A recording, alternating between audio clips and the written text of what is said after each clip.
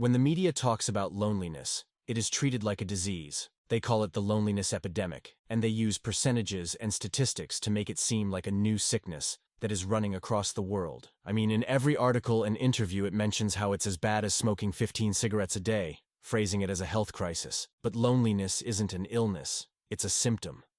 It's a symptom of how the modern world interferes with the most important part of life, making deep and meaningful connections with other people. Loneliness has been sewn into the fabric of our modern world. And today's society doesn't just make people lonely, it thrives off of it. People at the top of our economy need loneliness to survive. Entirely new industries have sprung up to profit off of people's isolation because we are living in a loneliness economy. But anyone who's dealt with loneliness before knows that you can feel your loneliest when you're surrounded by friends and family. You can see and chat with hundreds of people and it won't make a difference, and the data backs that up. People who live alone in the UK are only slightly more likely to describe themselves as feeling lonely than people who live in a group setting. This is because loneliness isn't about being solitude and alone. It comes when you're not recognized as a real person. It's when every person you talk to isn't actually listening to what you're saying. They're just waiting for the next chance to speak. It takes time and effort to create a meaningful relationship with someone. And today it takes even more effort to maintain it. But when you do have it, you become truly comfortable with someone. Your social masks disappear, and it's in these moments where you can finally show your true self. However, the modern society that we live in today gets in the way of this crucial process. Our culture increases the amount of meaningless interactions at the expense of everything else. As you might have guessed, social media is one of the main causes. At a surface level, it should have the opposite effect. Being able to instantly talk to people and form relationships wherever you are should be beneficial. It should be great for the worldwide loneliness epidemic. In reality, as we all know, this just serves as the mental equivalent of junk food. Online relationships don't let you really see the person in front of you. You can't read their body language or their facial expressions. You can't feel their physical presence and properly build an emotional connection. And these are the fundamental deficiencies that can't be solved by a camera or a virtual hug. Nowadays, social media tempts us to replace our real relationships with online ones. They're easier to manage, and they take little actual commitment from either party, but they rarely make you less lonely, and they're not sufficient on their own. And this is a big part of how social media has driven us apart. But this is just the surface-level effect. Social media's most destructive influence on our well-being comes from how it's changed our society as a whole, and in particular, the hollowed-out, empty motto of Instagram culture. With just a few swipes, people could make themselves beautiful, and their lives seem more exciting and picturesque. But applying the usual social media model to this environment created a global competition based around these values. It became about looking the most beautiful, having the most expensive clothes, or the most luxurious life. Never mind the minor imperfections or the dull moments. You can cut these out and airbrush over them. Over time, these pressures created a distinct online culture on the platform, one that valued wealth, status, and good looks over everything else. The people who embodied these qualities the most were then rewarded with attention and fame, and they became influencers. So it didn't take long for this system to spread into all other platforms, eventually finding a new home on TikTok. Exposure to this toxic culture dominates the majority of Instagram and TikTok, and slowly shifts people's value systems. Simp on offer, I got $50,000. This is my last time telling you. Just for a kiss.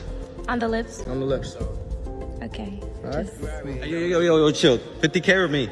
Just like subliminal messaging, as people mindlessly scroll, they get more immersed into the culture. With each post, they reinforce this world to you a little more. And when they participate in the culture and shape their own social media page, Instagram rewards them with likes, followers, attention, and dopamine. It's a vicious cycle. But it's these traits that get promoted by Instagram and TikTok's algorithms. Adding in the classic motivators of fame and wealth makes it completely predictable that for every kid that wants to be an astronaut, there's at least 3 that want to be an influencer. And yet in China, where the TikTok algorithm promotes patriotism and communist values instead of vapid consumerism, it is the complete opposite effect. Now, we saw all of those by registering an Apple device in China, just because we wanted to know what are they watching on TikTok. You know what American kids, your kids are watching on TikTok, stuff like this.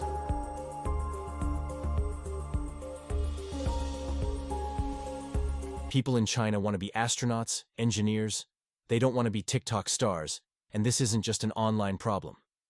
Instagram culture is having a truly awful effect on people, because as people spend more time on Instagram and TikTok, they get addicted to the attention and the dopamine, and the same attention-seeking behavior is toxic in real life, making people more shallow and less willing to accept other people's affections. They start judging and valuing people in the same way that Instagram judges and values them. The focus then shifts to themselves at the expense of all other people. At the same time, though, these values are also applied to people's own image of themselves. They become insecure as their own self-image gets tied up in their appearance and their own social status. Even without becoming a full-blown influencer, young people who use Instagram and TikTok feel worse about their body image and their own value. Meta, who owns Instagram, have known this for years. In fact, they even tried to hide their own research that showed these negative effects. It was only when it was leaked to the press that they had to admit this. And it's this process that explains why influencers are so self-absorbed and also shallow, being oblivious to their own actions. Like those influencers getting mad at people walking in front of their camera in a public place. The amount of entitlement it takes to expect people to make accommodations for their own cringe-worthy posting is ridiculous. There's just so many of these selfies that one artist created an entire exhibition of the worst offenders.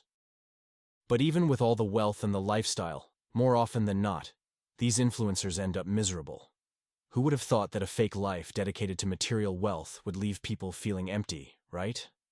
Love Island, a UK TV show that specifically revolves around influencers, showcases this exact effect. As former contestants often describe feelings of depression and severe mental health difficulties after they leave the show. It's like a real-life Truman Show, and so obviously, it's a brutal industry for everyone involved. I mean, these influencers literally have to spend their entire lives glued to their social profile and their image online. And eventually they're always replaced by other younger, more attractive people as well. And it's this combination of people becoming more narcissistic and critical of others that is one of the main causes of loneliness today. Both of these processes make it much harder for people to actually connect with each other. The meaningful relationships that people need can't exist on a foundation of material wealth and status. And with everyone so self-absorbed and insecure, it's harder for people to make those connections in the first place. Social media drives people apart and is destroying the fabric of society. We all know this new society's illusions won't sustain the test of time. I mean, even the billion-dollar companies behind them can barely hold up. Just last year, some of the most influential companies of our generation lost trillions in value. Thousands lost their jobs, and everyone from founders to investors lost millions. This was due to factors completely outside of their control. It's not just social media, though. For thousands of years, we naturally formed extended family groups or tribes. The average community was made up of around 500 people. Within these larger communities, there were separate groups made up of 25 people, so a few different families. And as society developed, even though the communities got larger, people still generally stuck with their families, and the structure remained largely the same. It wasn't until incredibly recently that the family units began to break apart and the amount of lonely people went through the roof. So what happened here? Well, the societies and the cities that we live in have become hostile to people's natural needs. Just looking at the vast majority of the infrastructure we've built tells you all you need to know. This isn't designed for people. With few exceptions, every new building we make is made of concrete and steel and glass. In the cities, they're large and oppressive, designed to cram as many people into a smaller space as possible. In Hong Kong, hundreds of thousands of people live in subdivided flats. Here, developers split flats meant for 1 or 2 people into 10 or more cage homes. Each barely large enough to lie down in, residents can expect a bed, maybe a shelf or 2 for storage, and a bathroom shared between them. And despite how dystopian these living conditions are, the rent for these poor excuse for homes is still $200 to $300 a month if you're lucky. And Hong Kong's cage homes represent the worst of it. But Western cities are inching closer and closer to this awful reality. For anyone living in a big Western city, you'll know this. These kinds of homes aren't made for tiny family groups either. They are generally made for single people to live amongst strangers. The occupants change often as people move in and out, which is a problem that is shared within the entire city. People move around a lot more than they did just a few decades ago, which doesn't seem that bad at first. It just means people have more freedom to choose where they live, right? Not exactly. The fact that people move around so much makes it harder for people to develop close relationships. Young people who need to form close relationships the most and who are feeling the most lonely move even more often. We often simply don't have time to emotionally connect with people before one person moves away. At least in the density-packed cities, everything you need in your social network are all close by. Most amenities are walkable, and larger cities will have public transport networks for everything that isn't. For smaller cities and people living in suburbs, this really isn't the case anymore. Particularly in the US, cities are designed for cars rather than people. Over 5% of all urban land is dedicated to parking lots. And in Los Angeles, parking space actually takes up more land than housing does. Most suburbs in the US don't even have pavements on lots of roads. It's just expected that you have to drive everywhere rather than walk. And this is toxic not only for people's health, but more importantly for people's social needs. If you have to drive even just 10 or 20 minutes to see someone, it puts a big hurdle in the way of building a real connection, and that's why people most often make their friends at work. But these are just transactional relationships that are also damaged by cars. Long-distance commutes means that your colleagues can live tens or even 100s of miles away, making a real long-lasting friend highly unlikely. In these cities made for cars, there's often much more traffic as well. You'd expect the opposite as wider roads get made, but more reliance on cars means less on public transport. Without trains and buses to take dozens of cars off the road each, the infrastructure just can't even keep up. And again, this affects younger people the most as they're most likely not able to afford a car. They end up just staying at home. And all of these points ignore how cars make our cities loud, polluted, and so much more vile. Living in a big dystopian city destroys your soul. It puts you so much further away from how you evolved to live, and so it's really no wonder that loneliness goes up by 38% in urban areas alone. And as 2/3 of the world's population is expected to live in cities by 2050, this is a problem that needs to at least be spoken about. These are two of the main aspects of modern life and make people lonely. And of course, there's just so many others, but a lot of them are based on how we've removed human interaction from our day-to-day lives. Now, nearly everything can be done without talking or seeing anyone. Need to buy something? Order it to your house. Need to pay your bills or manage your money? It's all digital now. Even the cashier at the supermarket has been replaced by robots. We don't interact with people anymore.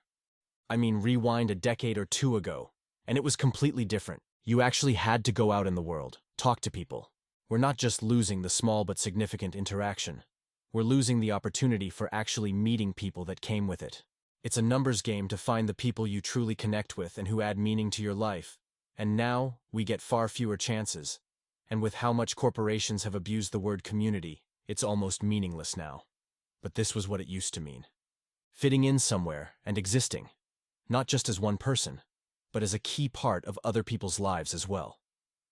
Most recently, the COVID lockdowns massively accelerated this process. It forced people into social isolation and made them reliant on this new way of doing things. The shock alone was enough to make millions of people much more lonely, but the lasting effects in society might be even worse because these lasting effects have replaced our world with something new and isolated, an empty postmodern world, where whole industries have sprung up to take advantage of how lonely everyone is. They've stepped into our fast new solutions to the problems they created.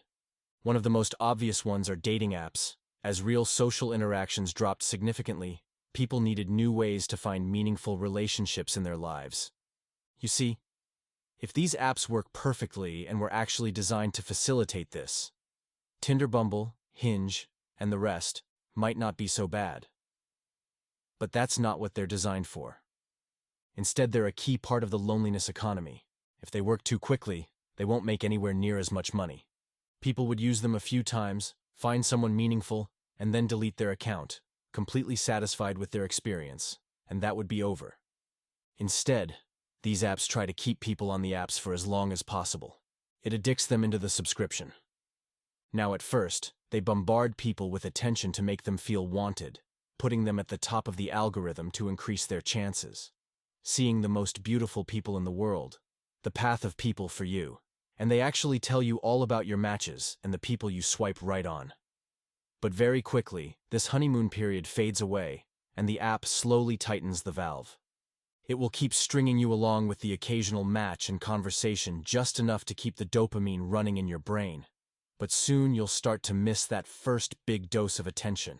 The matches start shriveling up, and that's when the app will step in again. It'll promise you that if you just buy a subscription or a temporary boost, it'll go back to how it all was. And it will, but not for very long. And by doing this, these companies turn a basic human need into a compulsive addiction for everyone, something that is making these apps a lot of money. And this is unfortunately the story for most men, but not just men.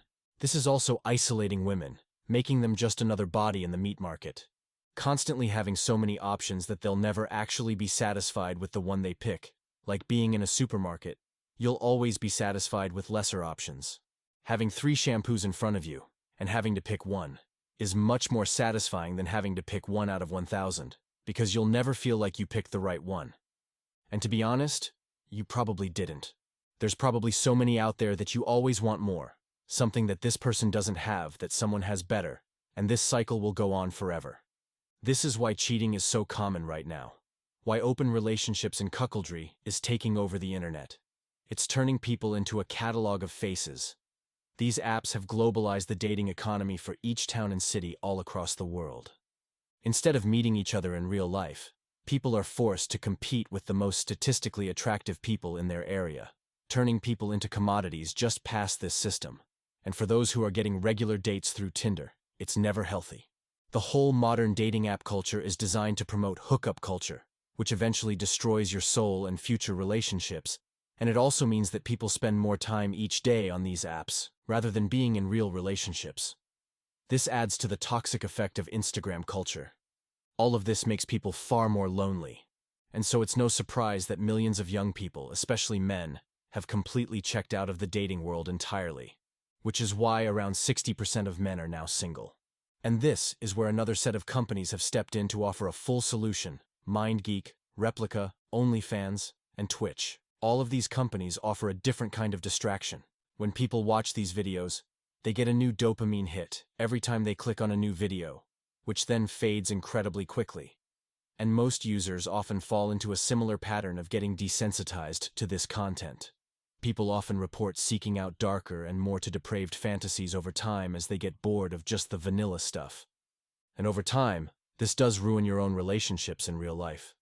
You always want something more extreme, more dark, someone more attractive, never being content with actually realistic standards, and eventually these sites just replace human contact. Because instead of using all the energy and dopamine to try to become a better person, improving your life, pushing past your anxieties, and actually finding the right person for you, you can just sit at home doing nothing but watching these videos. And we have no idea how it is going to affect children and their developing brains in the near future. But what we do know now is that the average age people first watch adult content is now just 12 years old, and over a fifth of teenagers admit to watching it regularly, probably even more, because who knows how many won't admit to this. And this is how Twitch and OnlyFans can make their money. When young men eventually turn to these platforms, they will finally get some positive attention after a donation, creating a new reward mechanism. They delude themselves into thinking that the streamer or model actually likes them and knows them when they donate money to them. Meanwhile, the streamer raking in the money uses some random assistant in a third world country and strings these men along whilst making millions. Eventually, it always ends in tragedy after the illusion breaks for these men, or some lonely guy with more money outbids them. And this is when people turn to AI girlfriends, like the chatbot being sold by Replica, and this is the stage of this process, being the closest thing we've seen come to simulating real human interaction, and is still completely devoid of actual meaning or soul. I mean, Replica has already started monetizing in the same way as Twitch and OnlyFans, with a basic subscription only getting you a vanilla conversation, but if you pay extra, you can then unlock the more adult content. Finally, you can get rid of the repression deep inside of you, all at the cost of a monthly subscription fee. You see, the problem with all of these companies is that they rely on lonely men to function, and they make their money by keeping them lonely. Most of our modern economy thrives on loneliness. Loneliness is the fuel that is pushing the progress of our economy. By offering an inferior version of companionship, these companies suck people in, but over time they're just making us more lonely. As these products never fill a hole, They're just desperate attempts in numbing yourself for a little bit. Lots of the largest companies today are part of this loneliness economy, making billions of dollars off of it. The more you're glued to your phone with all of these apps, the less of a life you actually get to live, making you more lonely, and thus more addicted to your phone. And pretty soon, AR will be like smartphones today, an almost essential tool in navigating reality. With enough convenience and social pressure, it'll catch on. But at the end of the day, does it even matter which corporate overlords you end up with? Either way, these products were only making more loneliness, society more atomized and empty, and making them incredibly richer.